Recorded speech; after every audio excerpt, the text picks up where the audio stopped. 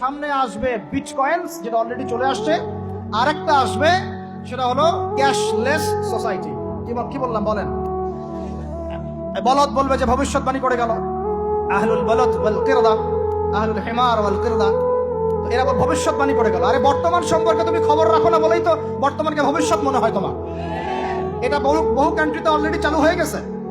এই যে আমাদের অনেক ভাই ব্যবসা করে, তারা চায়না যায়, কোরিয়া যায়, উত্তর কোরিয়া, দক্ষিণ কোরিয়া যায়, ওরা দেখে আসতেছে চায়না চালু করে ফেলছে অলরেডি। ক্যাশলেস সোসাইটি মানে হচ্ছে আপনি আপনার মুদ্রাকে সংরক্ষণ করতে পারবেন না। আপনি দেখলেন খিদির আলাইহিস সালাম দেয়াল নির্মাণ করলেন, দেয়ালের নিচে কি ছিল? খাজানা ছিল। তাহলে দেয়ালের নিচে খাজানা তিনি সংরক্ষণ করলেন কেন? এতিম বালকরা যেন বড় হয়ে সেটা নিতে পারে। তাহলে আপনি চিন্তা করেন, ওই মুদ্রাটা কি ছিল? ইলেকট্রনিক মানি ছিল যেটা তিনি সংরক্ষণ করলেন। ওই মুদ্রাটা কি কাগজের মুদ্রা ছিল যেটা তিনি সংরক্ষণ করলেন? ওই মুদ্রাটা কি বিটকয়েন ছিল যেটা তিনি সংরক্ষণ করলেন? তিনি সংরক্ষণ করেছেন হয় গোল্ড কয়েন অথবা রূপার। কারণ এটার মূল্য কমে যাবে না, এরা 20 বছর পর বড় হলেও বাবারই সম্পত্তি ফেরত পাবে। এইটা হলো ইসলামিক কারেন্সি, যেটা বিশ্ব থেকে উঠিয়ে দিয়েছে এই IMF, ওয়ার্ল্ড ব্যাংক আর ইউনাইটেড স্টেট এবং এদের যে চালাপালাগুলো। আমরা এই ব্যাস ওই সুর মিলাচ্ছি। ওরা কাগজের মুদ্রা দিয়ে সারা বিশ্বটাকে ডমিনেট করছে। তাও আবার এখানে আরো ব্যাপার আছে, কাগজের সব মুদ্রা আবার এক মানের না। এগুলো হচ্ছে হার্ড কারেন্সি, মানে শক্তিশালী কারেন্সি। এগুলো সফট কারেন্সি, মানে নরম কারেন্সি। বাংলাদেশের টাকা কোন কারেন্সি, হার্ড না সফট? এতটুকু তো জানেন। হার্ড কারেন্সি কি? মার্কিন ডলার, মানে মগের মূল্য। একটা কথা হচ্ছে না, মগের মূল্য। ওরা এখন হার্ড কারেন্সি দিয়ে মগের মূল্য। কিরকম? যে সারা বিশ্বের সফট কারেন্সি গুলো আমার কারেন্সি দিয়ে নির্ধারিত হবে। মানে আপনার 100 টাকা সমান সমান ওর $1 মগের মূল্য। কেন আমার 1 টাকা সমান সমান তোমার $1 হতে পারে না? হতে পারে না? এটা করতে দিবে না, কারণ এটা করলে আপনার অর্থনৈতিক অবস্থা অনেক সমৃদ্ধ হয়ে যাবে, আপনি তাদের সমান হয়ে যাবেন। আপনি যে দামে তেল কিনবেন তাকেও সে দামে তেল কিনতে হবে। তো ওরা এটা ধরিয়ে দিল। শুধু তাই না, IMF এর মাধ্যমে, ফেডারেল রিজার্ভের মাধ্যমে, ওয়ার্ল্ড ব্যাংকের মাধ্যমে তারা এটাকে, আমরা দ্বিতীয় বিশ্বযুদ্ধের পরে কথা বলছি, ওই সময় ব্রেটন উড কনফারেন্স হয়েছে। পরে দেখুন, ব্রেটন উড কনফারেন্স হয়েছে। মার্কিন ডলারকে সারা বিশ্বের রুলিং মানে কারেন্সি হিসেবে ওরা নির্ধারণ করবে, মগের মূল্য, এবং প্রত্যেকটা কারেন্সি এর আন্ডারে নিয়ন্ত্রিত হবে। এবং টাকার মান, অন্যান্য মুদ্রার মান বাড়বে কমবে এর ভিত্তিতে, আপনার প্রবৃদ্ধির ভিত্তিতে নয়। এবং তার হাতে নিয়ন্ত্রণ থেকে যাবে। যদি আপনি বেশি বাড়াবাড়ি করেন, আপনার টাকার মান তারা কমাই দেবে। কয়েকদিন আগে ইলেকশনের আগে একটা শব্দ শুনেছিলেন অনলাইনে, স্যাংশন দিতে চাই, স্যাংশন। মনে আছে? হ্যাঁ, মনে আছে? কি জিনিস বুঝছেন আপনারা? কিছু ওটা বুঝেন না? অর্থনৈতিক নিষেধাজ্ঞা কিভাবে দিতে পারে? আপনার টাকার মান তারা কমাই দিবে। তখন 1 কেজি পেঁয়াজের দাম হবে 500 টাকা, 1 কেজি রসুনের দাম হবে 1000 টাকা, 1 ব্যারেল তেলের দাম হয়ে যাবে দেখবেন 10,000 20,000 টাকা। কিচ্ছু করতে পারবেন না। তুরস্কের মতো কান্ট্রি যখন ঘুরে দাঁড়ানোর চেষ্টা করছিল, ওদের লিরার মান তারা বাড়িয়ে দিল একদম। ওটা তো মনে হয় 12,000 পর্যন্ত চলে গেছে। ইনফ্লেশন বলি আমরা এটাকে, মুদ্রাস্ফীতি, ওটা প্রায় 12,000% পর্যন্ত বেড়ে গিয়েছিল। বলি নাউজ। এগুলো জুলুম, অর্থনৈতিক জুলুম। বাইরের চোখ দিয়ে দেখলে মনে হবে সুন্দর চলছে সবকিছু, ভিতরের চোখ দিয়ে দেখা শিখলে বুঝবেন অর্থনৈতিক ক্ষেত্রে এই বিশ্বে এই খ্রিস্টানরা সবচেয়ে বেশি জুলুম করেছে। আরো আছে, বলতে থাকলে সারা রাত যাবে। এরপরে তারা আরবদেরকে বুঝালো, ইয়া শাইখ, আরবদেরকে বুঝালো, হাবিবি, ইয়া হাবিবি, কাছে আসেন, শোনেন, আমরা আপনাদের কাছে তেল আছে, আপনারা তো তেল বয়কট করে দিয়েছেন, আর তেল ছাড়া তো আমাদের যুদ্ধ বিমান ফ্লাই করছেন। তেল কাদেরকে দিয়েছে আল্লাহ পাক? মিডল ইস্ট, আরবকে দিয়েছে। ঠিক আছে, এখন হাবিবিকে বলা হচ্ছে আপনারা তো তেল বয়কট করে দিলেন। এটা করেছিল বাদশাহ ফয়সাল, বলেন রাহিমাহুল্লাহ। উনি একজন সাহসী নেতা ছিলেন, এই জন্যই তাকে গুপ্ত হত্যা করা হয়েছে। সাহসী যারা, তাদেরকে গুপ্ত হত্যা করে এটা একটা সুন্নত। এটা মাথায় রাখবেন।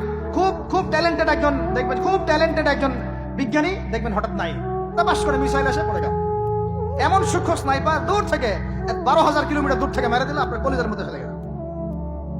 এগুলো জেনে বুঝেই আমরা প্রতিদিন সকাল করি, সন্ধ্যা করি, আলহামদুলিল্লাহ। যেটা বলছিলাম, বাদশাহ ফয়সাল একদম বয়কট করে দিলেন। এবার ওরা এসে বুঝাচ্ছে তেল ছাড়া তো আমাদের চলছে না। এদিকে ওদের ডলারের মান কমে যাচ্ছে, মুদ্রাস্ফীতি হচ্ছে, ইনফ্লেশন হচ্ছে। এখন তারা বোঝালো যে ঠিক আছে, একটা চুক্তি করা যাক। এখানে বাদশাহ ফয়সাল তাকে কনভিন্স করা হলো, ঠিক আছে আমরা তেল কিনবো, আপনাদের কাছ থেকে কিনবো, আপনাদের গলফ কান্ট্রি যেগুলো আছে এদের কাছ থেকে কিনবো। তবে একটা শর্ত, আপনারা তেল বিক্রি করবেন শুধু মার্কিন ডলারে, অন্য কোনো কারেন্সিতে তেল বিক্রি করতে পারবেন। বলে নাউজুবিল্লাহ। আপনি বাংলাদেশ গভর্নমেন্ট যদি গিয়ে এক ব্রিফকেসের মধ্যে 1 কোটি টাকা নিয়ে যায়, বুঝেন কথা, বুঝতে পারতেছেন? 1 কোটি টাকা আমাদের টাকা নিয়ে গিয়ে যদি বলে শেখ হাবিবি আমাকে তেল দাও, ওরা বলবে তেল দিতে পারবো না, খালাস, কুল্লু খালাস, এখান থেকে বের হও। কথা বুঝতে পারেন না? 1 কোটি কি দিবেন? টাকা, তেল দিবেন, লিখে নেন, দিবেন। কিন্তু সেই 1 কোটি টাকাকে যদি আপনি ডলারে কনভার্ট করেন, ওটাকে ডলার দিয়ে কনভার্ট করেন, করে যদি বলেন হাবিবি তেল, তখন বলবে যে আসো দাঁড়ালি লাইফে তেল নিয়ে যাও, খালাস, কুল্লু খালাস। আর বুঝতে পারছেন? তেল বিক্রি করব শুধুমাত্র ডলার দিয়ে, ডলার ছাড়া অন্য কোনো কারেন্সিতে তেল বিক্রি করতে পারবো না। এইটা পশ্চিমারা আরবদের সাথে একটা সন্ধি করলো, আর কি চুক্তি করলো। এই চুক্তির নাম হলো পেট্রো ডলার মনিটরি সিস্টেম। বুঝতে পারলাম? Petro dollar monetary system. এর বদৌলতে আরবের মরুভূমি হয়ে গেল এখন একদম অট্টালিকার প্রাসাদ। বোঝা যায়? মরুভূমিগুলো হয়ে গেল কি অট্টালিকার প্রাসাদ, আর বাকি পুরো মুসলিম উম্মার উপর দেখেন কি পুরো অবস্থা। শুধু তাই না, ওই ডলার হলো একদম লিডার, কারেন্সির লিডার। এখন ওই ডলার তেলের মান নির্ধারণ করবে, আপনি টাকা দিয়ে করতে পারেন। সারা বিশ্বের সবচেয়ে বড় অর্থনৈতিক জুলুম হচ্ছে এই পেট্রো ডলার মনিটরি সিস্টেম। এর চেয়ে বড় কোনো জুলুম হয়নি অর্থনৈতিক জীবন।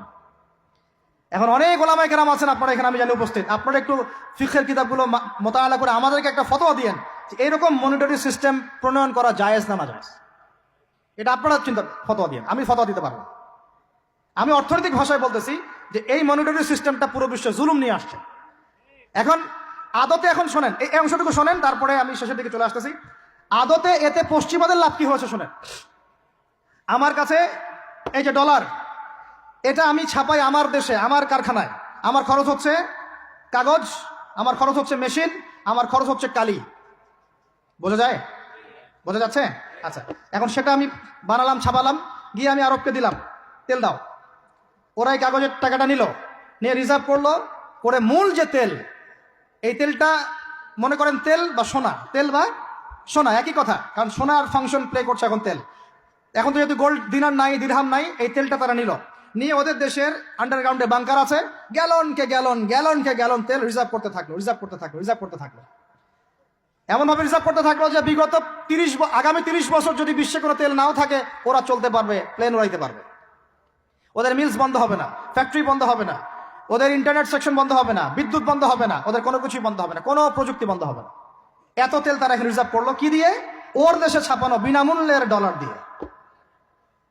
এবং সেই ডলারটা আমরা নিলাম, নিয়ে আমরা মাশাআল্লাহ অট্টালিকা নির্মাণ করলাম, আর মনে করলাম যে মাশাআল্লাহ আমি তো খুব ধনী হয়ে গেলাম, সমৃদ্ধি অর্জন করলাম।